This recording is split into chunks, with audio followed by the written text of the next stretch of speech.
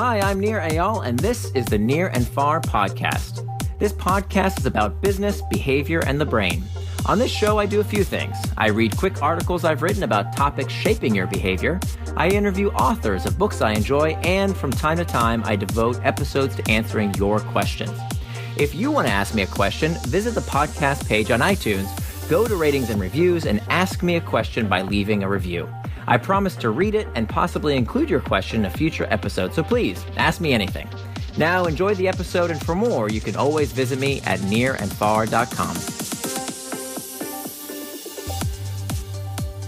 Why values in a relationship are what make it last, or not, by Nir Eyal, narrated by Johnny Heller. You don't have to agree on everything, but you do have to align values in a relationship. Divorce sucks. My friend is going through one right now. The worst part is that he saw it coming, and he's not the first of my friends to tell me they ignored the warning signs of an eventual breakup. Although there isn't a surefire way to predict which relationships will last, there are some guidelines anyone entering or in a committed relationship should be aware of. They involve having honest discussions to make sure you're seeing eye to eye with your partner about hot-button issues.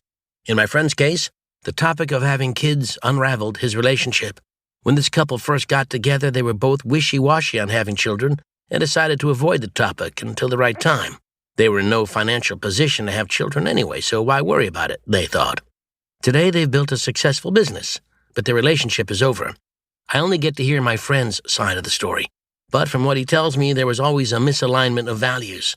Our values are part of our identity. They are infallible characteristics of the person we are and want to become. My friend values being a father. His wife values the freedom of life without kids. For a long-lived relationship, couples don't necessarily need to agree on everything, but they need to be aligned on their values. But how? Know yourself. Before knowing what values to look for in a partner, you must be honest with yourself about your own. When we define values as attributes of the people we want to be, we can more easily prioritize what matters most to us. But few people can rattle off their values. To help, I've made this list of the 20 common examples of values. From that list, choose the top 5 values that embody the traits of the person you want to be. Feel free to add values that may not be on the list to your inventory. There are many others that may be important to you. It may help you to assign these values to the 3 domains of your life: you, your relationships, and your work. These 3 domains describe where and with whom we live out our values. Most importantly, they give us a structure we can use to plan. They help us take control so that the way we spend our time becomes an authentic reflection of the person we want to be. Once you've identified your values, take a look at your schedule. Do you make time in your week to live out those values? For example, if one of your values is to be generous, do you make time to live out that value by regularly volunteering, donating money to those in need, or doing something else to give back? If not, your value might be more of an aspiration, and it may be time to get real. Either make time in your schedule to live out your values, or be honest with yourself that the values you've identified aren't as important to you as you thought. A bit of self-reflection makes sure you don't make demands of your partner that you're not willing to back up with action yourself. I have a friend who is single but constantly complains about how hard it is to find a good man. Over dinner, I asked her what she was looking for in a partner. The first thing she said was that she was looking for the athletic type. I nearly choked on my food. She hasn't been to a gym in years. Now, fitness isn't a required value, but if you do value it, you can't expect your spouse to try to stay in shape while you only provide lip service. Don't be a hypocrite. Align around these relationship values. While falling in love, people tend to minimize their differences and maximize their similarities. But if a relationship is to last, we have to make a point of discussing our values with our partner. Some values are more foundational for romantic relationships than others. Here are some values that you would be wise to discuss with your partner. Parenting. My friend going through the divorce wishes he would have discussed this value with his now wife sooner. Is one of your values to become a parent? Some people feel strongly about having biological children. Others embrace the idea of adopting, acting as a foster parent, or having no kids at all. Some may want biological children, but only 1 or 2, while others want large families. It can be challenging to know if you want children later in life when you're young, but your romantic relationship will have the best chance of succeeding if you do the work to explore your wishes and communicate them with your partner. Don't just wait and see. Another question you might consider is what kind of parent you want to be. Imagine a job came along that paid more money yet consumed more of your time. keeping you away from your kids and partner. Would you take it? Romantic partners should be united on values you hold as parents. Think of them as guidelines for how you handle decisions.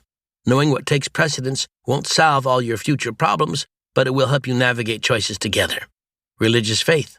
Do you regularly practice a religious faith? Do you believe in God or other supernatural powers? If you have children, is it crucial to you that they grow up in a particular religious tradition? Religion, or lack thereof, plays a significant role in the culture and life of a family. It defines many aspects of how families spend their time, the holidays they observe, and their fundamental view of life's biggest questions. One couple I know has an interfaith marriage. The husband is Catholic, the wife Jewish. They agreed they would raise their kids Jewish, which was essential to the wife whose father was a rabbi. The husband didn't care which religion their children had, only they had a religious community to fall back on. They raised 3 children and recently celebrated their 36th anniversary. Frugality. Money is one of the top reasons for divorce. Finances become such a significant issue in romantic relationships because a person's spending constantly demonstrates their values, offering up many chances for disagreement. For example, a person who values being independent in old age may follow a strict budget to invest in retirement.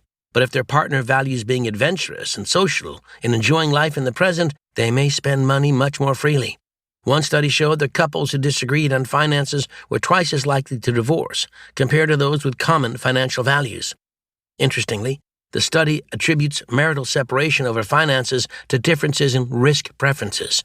Risk attitudes determine investment decisions, such as housing for the family, said the study's author, Marta Serra Garcia, Associate Professor of Economics and Strategy at the Rady School. If spouses have different risk preferences, they will often disagree on common and very important investments in the marriage. And our risk preferences are often determined by, you guessed it, our values. For the couple I mentioned above, the person who values being independent in old age is likely to have low risk preferences, while their partner may have higher risk preferences. Determining your values and how risk-averse you are in financial decisions is an excellent barometer to measure how financially compatible you are with a partner. It enables even a spendthrift and a penny pincher to communicate and agree on a joint financial path. Turn your relationship values into time. Just as couples can have different values related to how they spend their money, they can also differ regarding how they want to spend their time. Quality time together without distractions is key to fostering and maintaining intimacy between two people. But quality time can look very different for each of you. One of you might love the idea of a fun night out on the town together, while the other would prefer a cozy night of takeout and a movie at home. You also might disagree on how much quality time to dedicate to each other. Having a few similar interests and getting on the same page about how much time you expect to spend together is vital in fulfilling each other's needs. For years, my wife and I were misaligned on how much time we should spend together. We constantly felt one of us was letting down the other, and we were giving each other the little scraps of time left in the day. The solution for us and many other couples is using a time-boxed calendar. By schedule syncing, a technique I describe in depth in my book, Indistractable, you build an agreement detailing the amount of time you'll spend together each week and an equitable split of household responsibilities. Long-term relationships between two people can be challenging, but that's part of what makes them fulfilling and life-affirming. Thanks for listening to this episode of the Near and Far podcast. You can always find more at my blog, nearandfar.com. And don't forget, if you have a question you'd like me to explore in a future episode, leave me your question in the form of a review for the podcast on iTunes.